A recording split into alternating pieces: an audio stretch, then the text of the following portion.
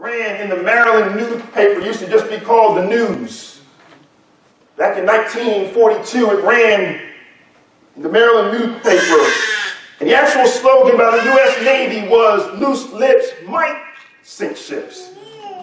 That the possibility is that you can say some things and they can have some consequence. They can cause some difficult situations. It was a slogan that came about. It was one of many slogans. The other one was, "Shut the trap." That's what the government said. It was in 1942 during World War II. And it was a concern that Hitler and the German forces might be listening in to what was being said. And so they said, loose lips might sink ships. Be careful what you say, because you don't know who's listening. And in the listening, you may cause some harm. Can I read to you just for a second from this excerpt of the military document that was given? It said, millions volunteered or were drafted into the military back in World War II.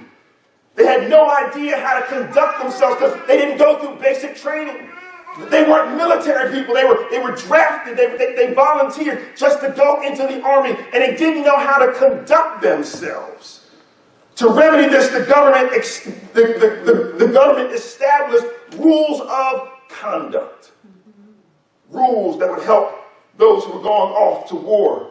It said when it comes to writing back home, when you're off in war, when you're overseas fighting for the United States Army, fighting for the government, fighting to keep us safe against the Germans and the advances of the Germans, to free those who were in bondage at the hands of the Germans. It says, first of all, when you write back home, think. Where does the enemy get his information? How does the enemy find out what's going on? He finds out from your lips. Loose lips just might sink ships. Information that you give out about your comrades that might put them adrift on an open sea.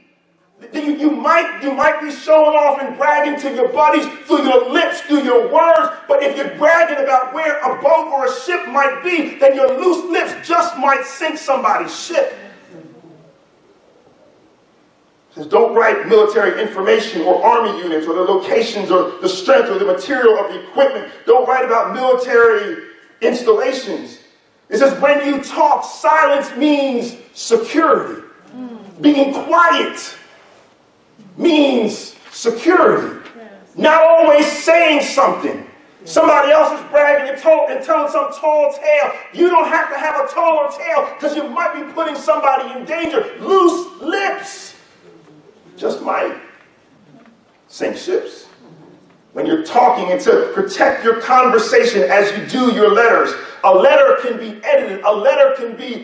They can edit out some things. It can be censored. But loose talk is direct delivery to the enemy. What we speak can be used by the enemy. If you come home during war, your lips must remain sealed and your written hand must be guided by a self-imposed censorship. This takes guts. Have you got them? Or do you want your buddies and your country to actually have to bear the burden of your words for you showing off? You face the battlefront. It's little enough to ask you to face the battlefront now at home. You've been overseas and you fought valiantly. But now come home and be quiet.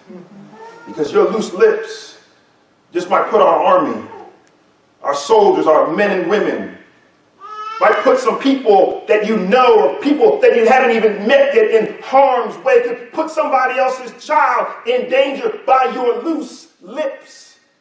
You can censor your text messages. I thank God for that sometimes. But be careful what comes out of your mouth.